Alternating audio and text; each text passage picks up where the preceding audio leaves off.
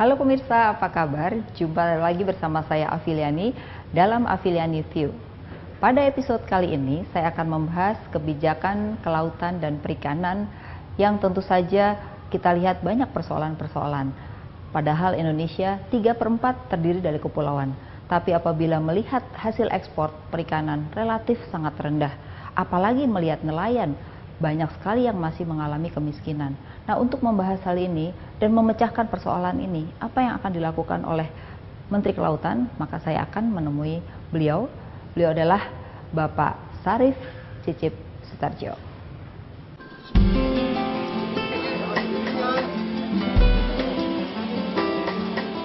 Sebagai negara maritim, Indonesia semestinya bisa menjadi lumbung ikan dan nelayan pun selayaknya bisa hidup sejahtera. Sayangnya, hal tersebut belum bisa menjadi kenyataan. Tidak kurang dari 7 juta masyarakat pesisir hidup di bawah garis kemiskinan.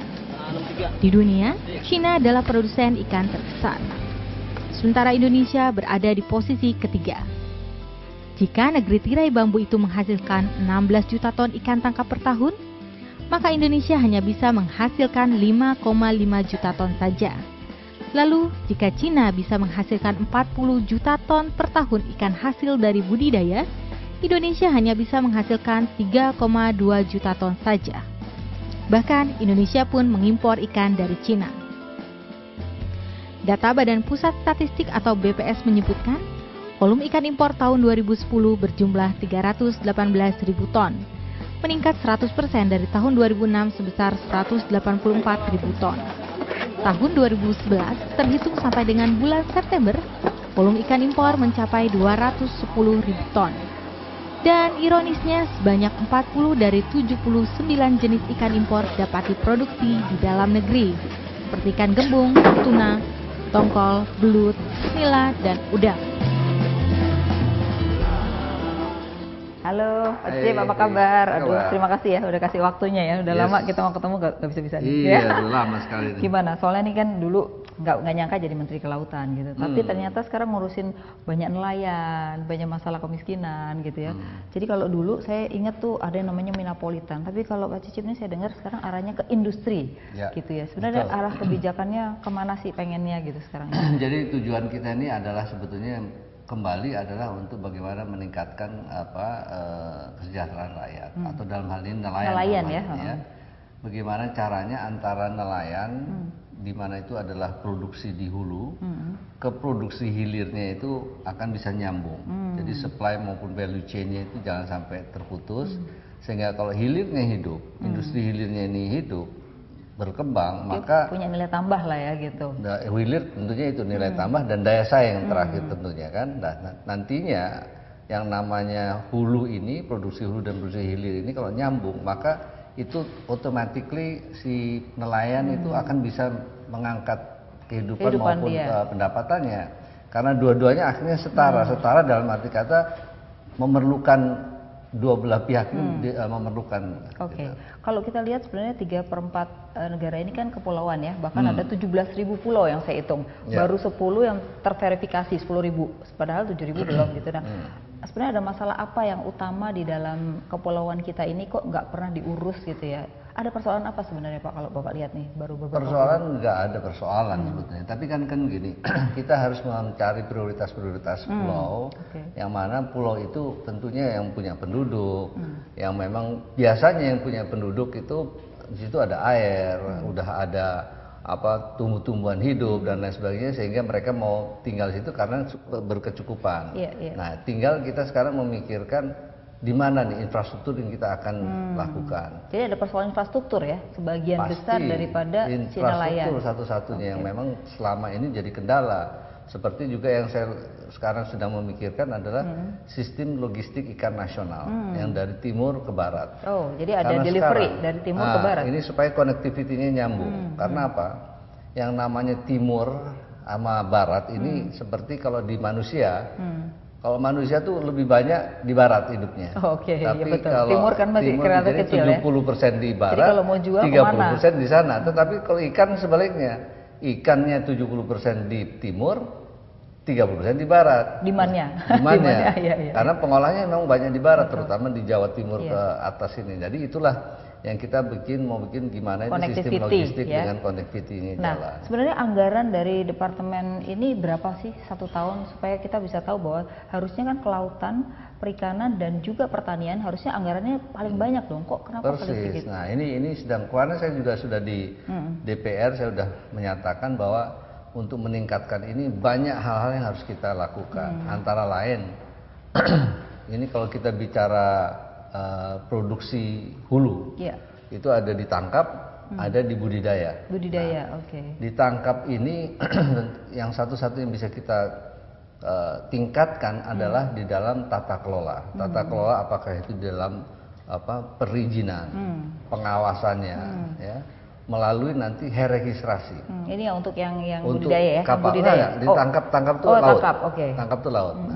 Dan tata kelola di pelabuhan, karena kan mereka itu sebenarnya wajib untuk mereka mendaftarkan, melaporkan berapa mereka dapat, sehingga kita bisa mencatat berapa sih ikan yang ditangkap ini, berapa yang diekspor dan lain sebagainya. Tapi apa benar banyak si nelayan ini yang menjual di tengah-tengah laut? Itulah yang makanya saya bilang manajemen tata kelola yang lebih baik, lebih efisien, efektif dan terukur. Itu yang tujuan kita, karena di dalam manajemen ini kalau tidak terukur akhirnya percuma. Dan kalau yang paling parah sekarang adalah masalah data. Data inilah yang harus kita sekarang ini saya secara sungguh-sungguh mencari jalan untuk bisa mendapatkan data yang lebih akurat. Karena kita sebagai kementerian kan akhirnya kebijakanlah yang akan bisa menentukan nanti ke depan itu apa. Dari data itu adalah menentukan kebijakan ke depan gitu ya. Pak, yang mengenai nelayan, saya dengar bahwa sudah ada bantuan BBM, bantuan kapal, tapi ternyata tidak juga meningkatkan kehidupan mereka. Dan bukan untuk keluarganya, ini yang jadi masalah. Gimana ini melihat ini? Kita ini memang kalau bicara di manajemen yang modern itu mestinya dari hulu sampai hilir atau dari top sampai atau bottom up itu harus betul-betul ditata dengan baik. Nah, antara lain adalah salah satunya memodernisasi nelayan. Kalau dalam ikan tangkap ya, kalau budidaya juga tangkap ini mesti memodernisasi para nelayan. Artinya adalah kita harus bisa so-called mengeducate, mendidik mereka sehingga mereka tuh tahu apa sih cara berhitungnya yang baik bagaimana. Karena kalau mereka punya untung sedikit langsung dia spend nggak keruan gitu. Jadi bukan untuk keluarganya. Pulang ke rumahnya habis 2 hari di mendarat, enggak, habis dari laut dia nginep dulu baru pulang ke rumah. Kan kayak gitu-gituan. Jadi ini, tidak langsung pulang ke rumah ya. Ini masalah. Nah, untuk itu bagaimana mengeducate mereka, untuk bagaimana menghemat, bagaimana mengumpulkan menjadi kapital dan lain sebagainya. Termasuk juga dia mesti mengerti berapa sih ikan atau bagaimana quality ikan yang baik supaya dia bisa mendapatkan harga yang lebih baik. Termasuk juga kita akan menaruh di semua pelabuhan. Kita punya 816 pelabuhan. Banyak juga ya sebenarnya ya. Dan sampai besar. Jadi ini ada masalah manajemen ya. Manajemen. Tapi saya lihat gini, kalau bantuan diberikan pada perempuan biasanya lebih bagus. Nah, itu nanti saya akan bicara di budidaya. Kalau ke laut mungkin perempuan kurang, di budidaya di darat ini. Jadi nanti supaya ada 2 penghasilan ya. Nah, dan budidaya inilah yang sebetulnya potensi akan kita naikkan gitu. Karena ditangkap ini ikan di laut ini sudah stagnan. Sebenarnya banyak, tapi karena kondisi cuaca dan lain-lain itu menjadi bukan masalah. Bukan hanya itu, tapi sekarang di dunia itu trennya ikan tuh sudah stagnan, bahkan udah beberapa tempat turun. Karena masalah lingkungan ya yang sekarang ini terjadi di seluruh dunia. Mengenai keadaan inilah. Jadi nanti lebih arah kepada perikanannya ya. Perikanan budidaya. Kalau perikanan budidaya itu akan dikembangkan ke depan itu ya. Yang tujuan sekarang potensinya adalah untuk budidaya. Tapi persoalan tanah gimana kalau soal budidaya ini? Ya, kita gini, sekarang ini kalau kita informasi atau data yang ada di kita itu kurang lebih ada 1,3 juta hektar untuk tambak budidaya, apakah itu air paya maupun fresh water. Yang kita mau lakukan adalah sekarang ini bagaimana sisa daripada tambak yang ada ini, sekarang ini tambaknya kurang lebih hanya 500.000 yang dikerjakan oleh jadi skala ekonominya juga terlalu kecil kali ya. Kecil dan mereka itu tradisional. Yang mestinya misalnya udang, mereka bisa 8 sampai 12 ton. Ini sekarang mereka hanya 800.000, 500 kilo atau 600 kilo, kecil. Nah, inilah yang kita akan angkat supaya kita bisa meningkatkan produksi daripada para budidaya. Nah, saya mau tanya bahwa sekarang ini ada ikan kembung sama ikan lele yang banyak diimpor, katanya lebih murah, tapi nanti setelah berikut ini. Pemirsa jangan kemana-mana, setelah pariwara berikut ini saya akan kembali untuk Anda.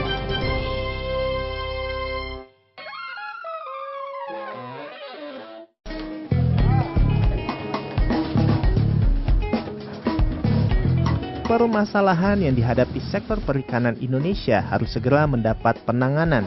Bila tidak, nasib 2 juta lebih kepala keluarga terancam, bahkan akan berdampak sistemik terhadap ketahanan pangan nasional. Ditemui di kediamannya, Sekretaris Jenderal Koalisi Rakyat untuk Keadilan Perikanan atau KIARA, Riza Damanik menyarankan agar pemerintah segera menyikapi krisis yang dialami nelayan kita. Dalam rencana aksi nasional itu, saya kira penting kiranya juga mempertimbangkan ya dalam kaitan dengan misalnya saya ambil contoh ketika ekonomi masyarakat nelayan tidak bisa pergi melaut, maka seharusnya negara itu bisa menyiapkan atau memperkuat kapasitas masyarakat kita, masyarakat nelayan kita untuk membangun satu sistem ekonomi yang adaptif. Misalnya seperti kegiatan-kegiatan budidaya perikanan atau misalnya kegiatan pengolahan ikan. Atau misalnya aktivitas-aktivitas perempuan-perempuan nelayan yang sesungguhnya ini juga potensial untuk dioptimalkan ya, misalnya pembuatan kerupuk ya, atau membangun sistem ekonomi antar wilayah dan seterusnya dan seterusnya. Ini bisa dilakukan. Nah, terakhir baru saya kira penting pemerintah menyiapkan asuransi iklim tadi, karena asuransi iklim ini sebenarnya adalah bentuk pertanggungjawaban negara. Ya, bentuk pertanggungjawaban negara dalam kaitan untuk memenuhi kebutuhan dasar masyarakat.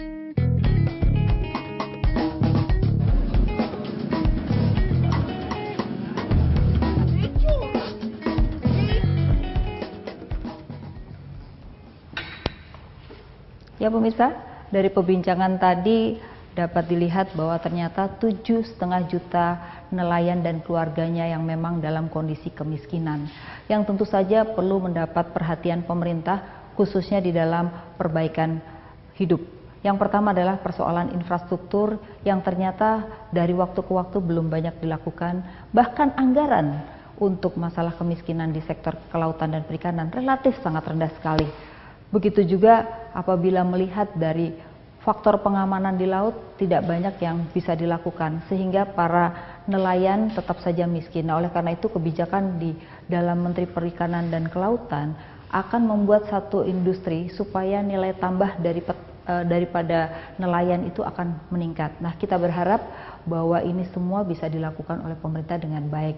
Nah, tentu saja pemerintah daerah perannya sangat dibutuhkan karena selama ini anggaran untuk pengentasan kemiskinan di daerah cukup banyak dan dana dekonsentrasi daripada Menteri Perikanan dan Kelautan juga cukup banyak. Bahkan di hampir semua departemen mempunyai yang namanya anggaran kemiskinan. Tetapi apa buktinya apabila kondisi ini dari waktu ke waktu tidak mengalami penurunan kemiskinan? Nah, bagaimana hasilnya? Tentu saja kita bisa lihat kebutuhan pangan khususnya adalah protein dari ikan itu masih sangat rendah. Dan permintaan di dalam negeri masih cukup banyak. Oleh karena itu apabila sektor perikanan bisa lebih ditingkatkan, tentu saja masyarakatnya sejahtera dan mereka juga bisa mengenyam protein yang memenuhi persyaratan sehingga kita bisa mengurangi karbohidrat dan meningkatkan protein. Nah, bagaimana cara untuk mensosialisasikan? Tentu saja ini juga dari sisi permintaan perlu juga ada sosialisasi karena jangan hanya meningkatkan produksi daripada nelayan, tetapi juga dari sisi demand tentu saja harus lebih diperbaiki sehingga ada posisi permintaan dan posisi penawaran. Oleh karena itu masyarakat perlu mendukung kebijakan pemerintah khususnya adalah Departemen Kelautan dan Perikanan. Demikian juga dengan budidaya yang akan dikembangkan, ini perlu mendapat dukungan. Oleh karena itu penyediaan lahan perlu juga dilakukan sehingga segala sesuatu dari infrastruktur ini bisa terjadi dengan baik. Pemirsa, demikian perbincangan saya dengan Menteri Kelautan dan Perikanan Bapak Syarif Cicip Sutarjo, dan minggu depan kita akan bahas lagi topik-topik yang lebih menarik. Oleh karena itu saya undur diri. Terima kasih, sampai jumpa.